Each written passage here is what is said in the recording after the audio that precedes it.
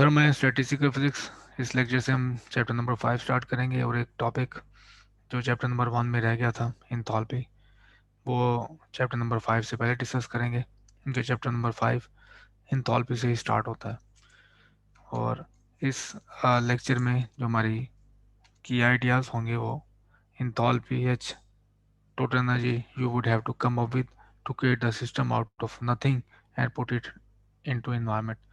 तो total energy जो आपको चाहिए होती है किसी भी सिस्टम को क्रिएट करने के लिए और उसको एक इन्वायरमेंट में प्लेस करने के लिए, उसको हम कहते हैं इंथैल्पी। तो टोटल एनर्जी और फिर उसको सिस्टम को इन्वायरमेंट में प्लेस करने के लिए जो आपको वर्क डन करना पड़ता है, इसके सम को हम कहते हैं इंथैल्पी। इसको हम डिस्कस करेंगे और हमारा नेक्स्ट टास्क होगा is to develop the conceptual tools needed to understand constant temperature and constant pressure processes। तो नेचर में जो प्रोसेसेस अकर होते हैं वो सिर्फ आइसोथर्मल या एडियाबैटिक नहीं होते, बल्कि कांस्टेंट टेम्परेचर, जैसे कि अगर आपका सिस्टम है वो इन्वायरमेंट के साथ इंटरेक्ट कर रहा है जिसका टेम्परेचर कांस्टेंट है वो, और कांस्टेंट प्रेशर प्रोसेसेस कि आपका अगर सिस्टम सेम सिस्टम अगर जैसे केमिकल रिएक्शन है वो लैब में आप देख रहे हैं, तो वो भी आपके पास एक जो इन्वायरमेंट के क्रॉस कांस्टेंट प्रेशर में वो प्रोसेस हो रहा है। तो इस तरह के इन्वायरमेंट प्रोसेसेस के लिए हम कॉन्सेप्चुअल जो टूल्स हैं वो बिल्ड करेंगे चैप्टर नंबर 5 से। तो enthalpy, constant pressure processes occur quite often both in the natural world and in the laboratory। तो कांस्टेंट प्रेशर प्रेशर जो प्रोसेसेस हैं वो वाइडली पाए जाते हैं इसमें नेचुरली भी और लेबॉर्ट्री में भी। लेबॉर्ट्री में भी अगर आप कोई केमिकल रिएक्शन देख रहे हैं तो उसके ऊपर जो अ, वो जिस इन्वायरमेंट में रखा हुआ है उसका प्रेशर कांस्टेंट है, तो ये कन्वीनियंट होगा कि आपके पास अगर फार्मूलेशन हो कांस्टेंट प्रेशर का, आप उस जो रिएक्शन को डील करें। Instead of always talking about the energy content of a system, we can agree to always add in the work needed to make room for it। तो हम ऐसे केस में कि कांस्टेंट प्रेशर प्रोसेस हो रहा है, तो बजाय कि हम जो कंप्रेशन और एक्सपेंशन की वजह से जो वर्क डन है सिस्टम पे उसको नोट डाउन करते फिरें, बजाय तो इसके बजाय कि हम उसको एक कंटेंट में, हीट या कंटेंट में उस वर्क डन को ऐड कर लें जो कि उसको इन्वायरमेंट में प्लेस करने के लिए वर्क डन ज़रूरी होगा। तो हम एनर्जी कंटेंट में कंटेंट से फोकस अपना हटा के हम फोकस करना चाहते हैं हीट कंटेंट पे। तो ये भी इंथैल्पी की बेसिस है, मोटिवेशन है। तो ये हमारे पास इंथैल्पी का मैथमेटिकल रिलेशन है। तो ये जैसे मैंने बताया, enthalpy is a sum of two form of energies। One is U, which is needed to create the system, and other one is the PV, which is the work done needed to place the system in the environment with constant pressure। तो आप अगर जैसे आप अगर आप अपने जो बाजू फैलाते हैं तो अ, फैलाने के साथ ही आप एयर मॉलिक्यूल्स को दूर फेंकते हैं, तो आपका आपकी बॉडी जो है वो एक सॉर्ट ऑफ वर्क डन करती है जो एयर मॉलिक्यूल्स को वो दूर फेंकती है। तो ये उस तरह का वर्क डन है कि अगर आप किसी भी सिस्टम को क्रिएट करते हैं और फिर आप उसको कांस्टेंट प्रेशर में प्लेस करते हैं, तो आपको एयर मॉलिक्यूल्स वहाँ से हटाना होंगे उसको प्लेस बनाने के लिए। तो वो कितने हटाने होंगे आपने एयर मॉलिक्यूल्स? जो उतने ही जितना उसका वॉल्यूम है, क्योंकि पहले उसका कोई वॉल्यूम नहीं था, आपने उसको फ्रॉम नथिंग क्रिएट किया है, तो वॉल्यूम आपको उतना प्लेस डिस्प्लेस करना पड़ेगा और ये उसका वर्क डन होगा पीवी। इनिशियल वॉल्यूम जीरो है तो इस वजह से जीरो आ गया, अदरवाइज यहाँ पे आपको पता है वर्क डन के लिए पी डेल्टा वी होता है। तो एंथैल्पी की डेफिनेशन हो गई, total energy you would have to come up with to create the system out of nothing and put it into environment. तो ये है मेरे पास जैसे एक खरगोश है, इसको मैंने क्रिएट करना है, तो क्रिएट करने के लिए मुझे एनर्जी चाहिए यू, और फिर इसको मैंने एनवायरनमेंट में प्लेस करना है एयर मालिक को साइड पे करके, तो उसके लिए मुझे वर्क डन करना पड़ेगा, वो होगा पीवी। तो ये बेसिक इंथैल्पी है। किसी तरह का भी लेट से चेंज जो है टेक्स प्लेस होता है, जैसे केमिकल रिएक्शन है या फिर कोई ट्रांसफॉर्मेशन फेज ट्रांजिशन प्रोसेसेस है, इस तरह के सिस्टम है, तो हमने उसमें देखना है, इसमें चेंज देखना है इंथैल्पी में। तो H प्लस डेल्टा एच है, तो इसी को ही हम डेफिनेशन को यूज़ करते हैं। तो जैसे मैंने बताया कि प्रेशर हमारे पास कांस्टेंट है, तो ये कांस्टेंट प्रेशर और जो चेंज आएगा वो वॉल्यूम में आएगा, और ये वॉल्यूम एनर्जी में चेंज है।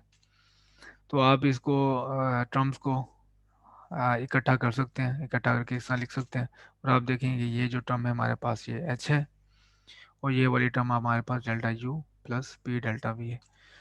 तो चेंज इन इंथैल्पी सिर्फ डिपेंडेंट है चेंज इन एनर्जी, कि अगर आपने इंथैल्पी चेंज करनी है तो वो दो चीज़ों पे डिपेंड है। एक ये कि आप डेल्टा यू चेंज करें, सिस्टम की एनर्जी चेंज करें, और दूसरा हमारे पास है पी डेल्टा वी, एक कांस्टेंट प्रेशर पे आप वॉल्यूम चेंज करें। तो ये इंथैल्पी की डिपेंडेंस है। तो अब हम इसके साथ मिलाते हैं law of thermodynamics, first law of thermodynamics, और आप देखेंगे कि हम वो जो कंप्रेशन और एक्सपेंशन की वजह से वर्क डन है, जो हमने लास्ट एक्सप्रेशन में ये देखा है, वो उससे हम जान छुड़ा लेंगे। तो डेल्टा यू जैसे आपको पता है वो है Q plus work done plus other types of work done, जैसे इलेक्ट्रिकल वर्क डन है। तो और ये कंप्रेशन की वजह से और एक्सपेंशन की वजह से वर्क डन है, और ये other types of work done है। तो इसको अब अगर आप साथ मिलाएंगे, डेल्टा यू को वैल्यू प्लेस करेंगे आप, तो ये पी डेल्टा वी इसके साथ कैंसिल आउट हो जाएगा, और आपके पास बाकी एक्सप्रेशन रहेगा ये। तो ये कन्वीनियंट फॉर्म है इंथैल्पी, चेंज इंथैल्पी की एट कांस्टेंट प्रेशर। तो हमारे पास अजम्पशन या रिस्ट्रिक्शन है कि प्रेशर आपके पास कांस्टेंट होना चाहिए। कांस्टेंट प्रेशर प्रोसेस अगर है तो आप इंथैल्पी, चेंज इंथैल्पी देख सकते हैं, वो दो चीज़ों पे डिपेंड है। Other type of work done, जैसे मैंने एक मिसाल दी, वो इलेक्ट्रिकल वर्क डन है। कंप्रेशन एक्सपेंशन की वजह से कोई वर्क डन नहीं है इसमें टर्म में, और क्यू पे डिपेंडेंस है। और अगर आपके पास other type of work done नहीं है, या कोई इलेक्ट्रिकल वर्क डन यहाँ पे नहीं हो रहा, और जो जितनी भी अदर फॉर्म के वर्क डन हैं वो नहीं है, तो change in enthalpy tells you directly how much heat has been added to the system। तो डेल्टा एच इक्वल होगा क्यू के, और आपको सिर्फ इन चेंज इन enthalpy बताएगा कि सिस्टम में हीट कितनी एंटर हुई है। तो आप ये देखें सिर्फ अगर आप फॉर्मुलेशन लिख लें इन टर्म्स ऑफ enthalpy, तो आपको टेक केयर नहीं करना पड़ेगी कि आपका सिस्टम कितना एक्सपैंड हुआ है और कितना कंप्रेस हुआ है।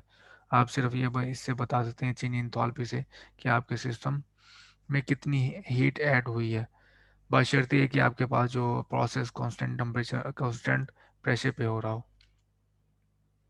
For simple case of raising an object temperature the change in enthalpy पर डिग्री, तो ये हम कहते थे कि अगर आपको सिस्टम की एनर्जी 1 डिग्री इंक्रीज करनी है, 1 डिग्री इंक्रीज करना हो सिस्टम का टेम्परेचर, तो आपको कितनी उसमें हीट ऐड करना पड़ेगी, इसको हम हीट कैपेसिटी कहते थे। तो ये भी देखें हमारे पास जो प्रोसेस है एट कांस्टेंट प्रेशर है, तो जितनी हम हीट ऐड करेंगे एट कांस्टेंट प्रेशर, तो इसको हम कहते हैं heat capacity at constant pressure, कि आपको कितनी हीट चाहिए ऐड करनी हो कि आपका सिस्टम का टेम्परेचर 1 डिग्री इंक्रीज हो जाए।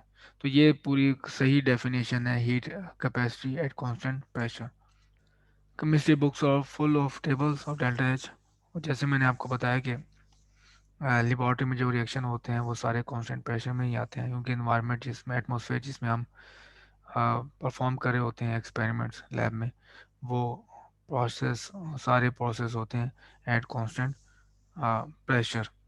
अगर आपके पास जो बीकर में कोई भी रिएक्शन हो रहा है तो वो कांस्टेंट प्रेशर पे होगा। एक टाइप ऑफ एग्जांपल है कि हम हाइड्रोजन मॉलिक्यूल को बर्न करते हैं, एक हाइड्रोजन मॉलिक्यूल को हम बर्न करते हैं, तो वो बन जाता है हमारे पास वाटर मॉलिक्यूल, और for each mole of water produce delta H for this reaction is -286 kilo joule.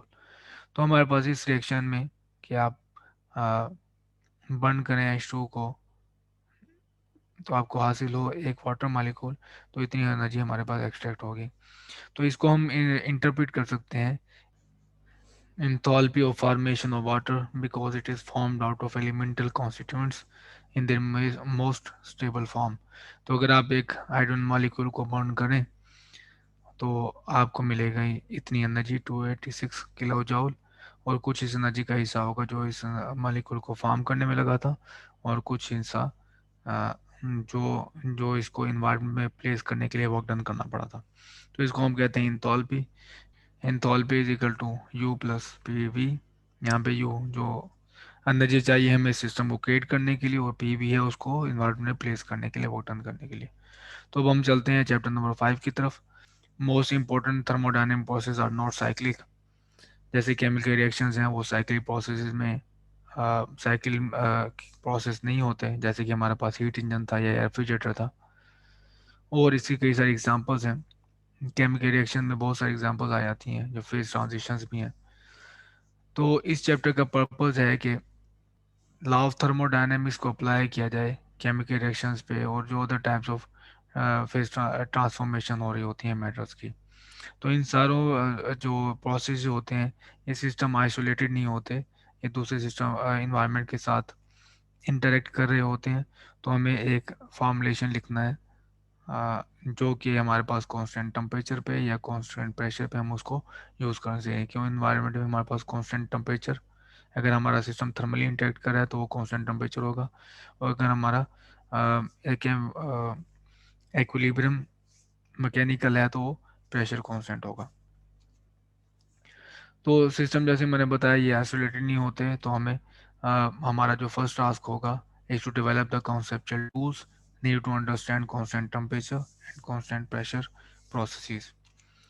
तो पहले ही हम, जैसे मैंने बताया था कि हमारा चैप्टर ये 5th चैप्टर स्टार्ट इंथॉल्पी से होता है। तो इंथॉल्पी पे हम काफ़ी देर बात कर चुके हैं। तो ये हमारे पास हीट चाहिए, जो इंथॉल्पी है वो सिस्टम को क्रिएट करने के लिए जो एनर्जी चाहिए होती है, और प्लस उसको इन्वायरमेंट में प्लेस करने के लिए इसका, इन दोनों का सम है। इसी तरह if the environment is one of constant temperature T, तो पहले इंथॉल्पी हमने डिफाइन की थी जब आपके पास प्रेशर कांस्टेंट था। अब इसी तरह अगर आपके पास इन्वायरमेंट से आपको कांस्टेंट टेम्परेचर मिल रहा है, तो इन्वायरमेंट में ऑटोमेटिकली हमारे पास एक फ्री एनर्जी अवेलेबल होगी जो जो सिस्टम को क्रिएट करने में हमें मुफ्त मिलेगी। The system can extract for this environment for free. तो अगर आपके पास प्रोसेस हो रहा है जहाँ पे इन्वायरमेंट का टेम्परेचर कांस्टेंट है, तो हमें सिस्टम से एक एनर्जी मिल जाएगी जो फ्री होगी हमारे पास। तो इससे ऐसे हम डिफाइन करते हैं हेल्महोल्ट्ज फ्री एनर्जी। तो हेल्महोल्ट्ज फ्री एनर्जी एक मिसलीडिंग टर्म है कि ये फ्री एनर्जी नहीं है बेसिकली। फ्री एनर्जी बेसिकली ये है हमारे पास, ये जो हमें इन्वायरमेंट से मिली है। तो पहले इंट्रोपी सिस्टम की ज़ीरो थी। हमें अगर आप इसको इस तरह से देखें, S is equal to Q divide by T, तो ये हमारे पास बन जाएगा Q is equal to S T. तो ये हमारे पास फ्री एनर्जी सिस्टम से मिली है in the form of heat. और जबकि इनिशियली इंट्रॉपी सिस्टम जब क्रिएट नहीं हुआ था, जिस जब सिस्टम का वजूद नहीं था, तो इंट्रॉपी ज़ीरो थी। तो इस वजह से यहाँ पे एस डेल्टा एस नहीं है, सिर्फ एस है। तो ये आपको सिस्टम को क्रिएट करने के लिए ये एनर्जी चाहिए थी, ये एनर्जी आपको चाहिए थी, और इतनी आपको मिल गई फ्री एनर्जी। तो बाकी आपको कितनी एनर्जी देनी पड़ेगी, वो है एफ। तो लेट से आपको सिस्टम क्रिएट करने के लिए 32 जॉल चाहिए थे, और इन्वायरमेंट से आपको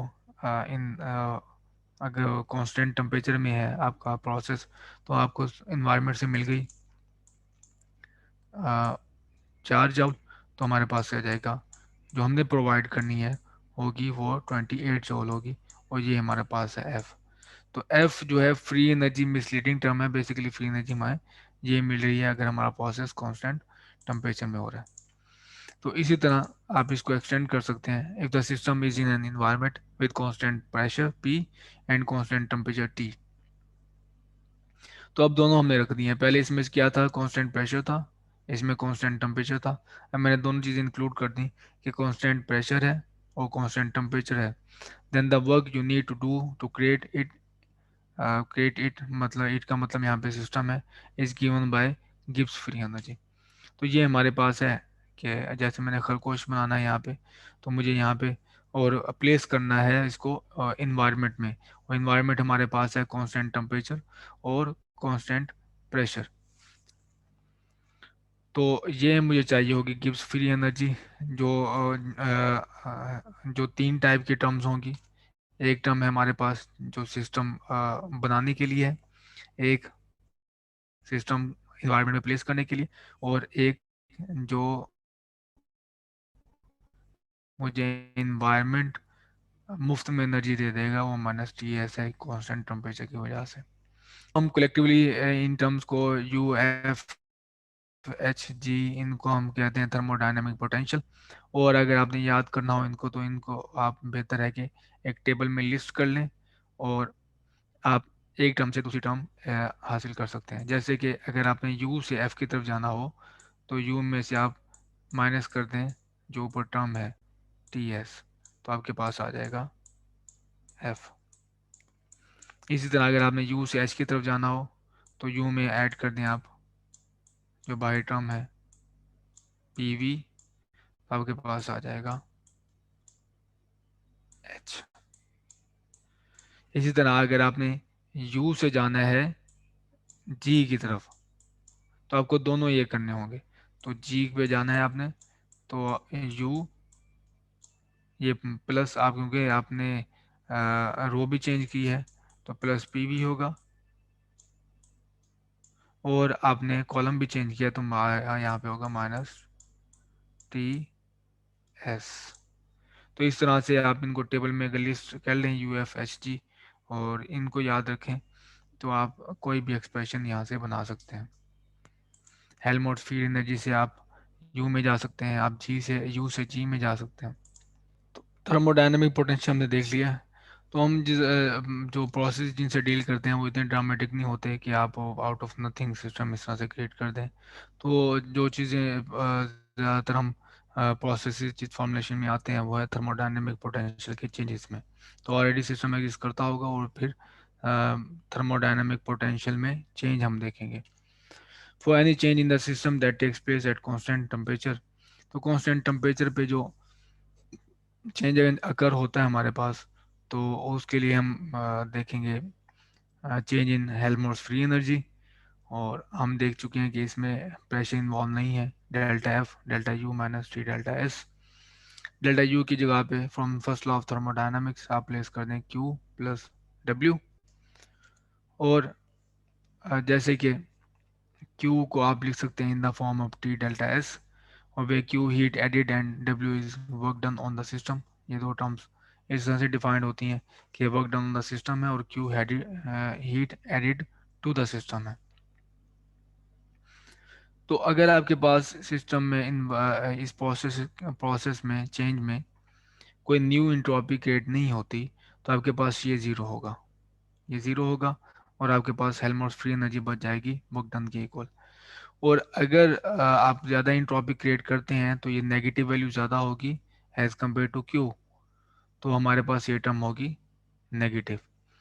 तो इस वजह से हमारे पास जो रिलेशन इन जनरल आता है कि अगर हमारे पास उतनी हीट उतनी हमने इंट्रॉपी क्रिएट की जितनी कि ये क्यू था T से मल्टीप्लाई होने के बाद, तो ये दोनों एग्जैक्टली ये कैंसिल आउट कर देंगे, तो ये ज़ीरो हो जाएगा।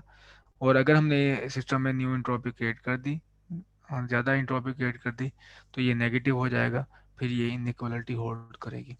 तो इन जनरल ये ट्रू है, change in Helmholtz free energy is less than equal to work done. और वर्क डन क्या है ऑन द सिस्टम, ये अदर अदर टाइप का वर्क डन हमारे पास इंक्लूड करते हैं इसमें। और this W includes all work done on the system, किसी तरह के भी वर्क डन है जो सिस्टम पे हो रहे हैं, तो ये W में इंक्लूडेड है।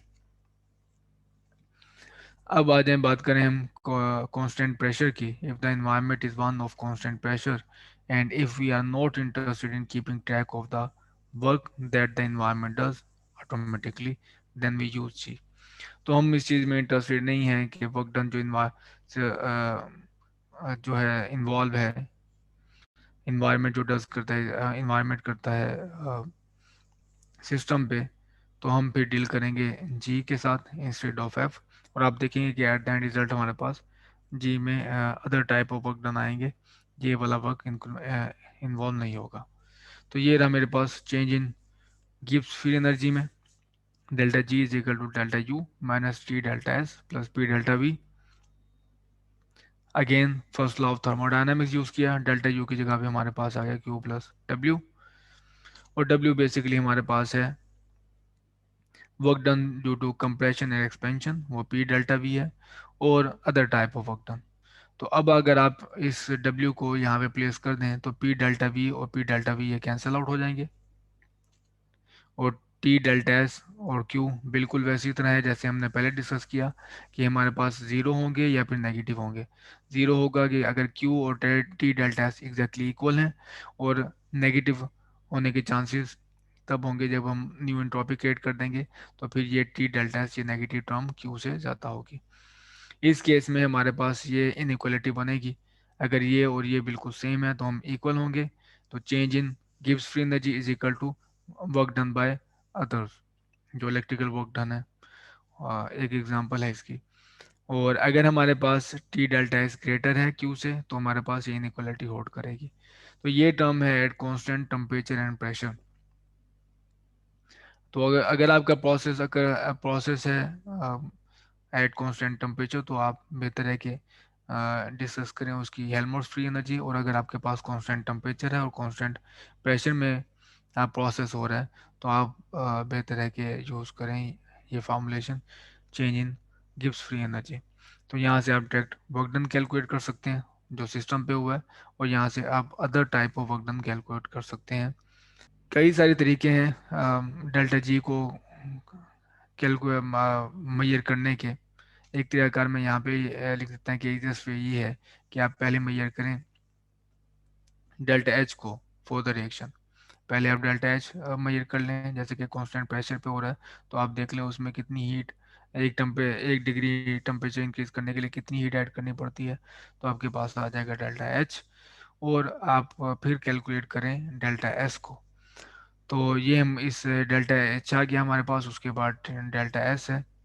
तो इससे हमारे पास आ जाएगा change in Gibbs free energy. ये एक तरीका कार है गिब्स फ्री एनर्जी को देखने का। जैसे कि हमारे पास यू है, इसी तरह हमारे पास एच और एफ और जी जो टर्म्स है वो एनिम्बिगुअस हैं। और only if you include all the energy of the system, फिर ये जाके इनकी एम्बिग्युइटी ख़त्म होगी, जैसे कि हम हर पार्टिकल की रेस्ट मास एनर्जी भी इंक्लूड करें। तो अदरवाइज हम डिस्कस करते हैं एनर्जीज को by using some reference point. कोई रेफरेंस पॉइंट लेते हैं और उस रेफरेंस पॉइंट के को रेफरेंस बना के हम फिर वहाँ से सारी जितनी एनर्जीज हैं उनको हम मेजर करते हैं।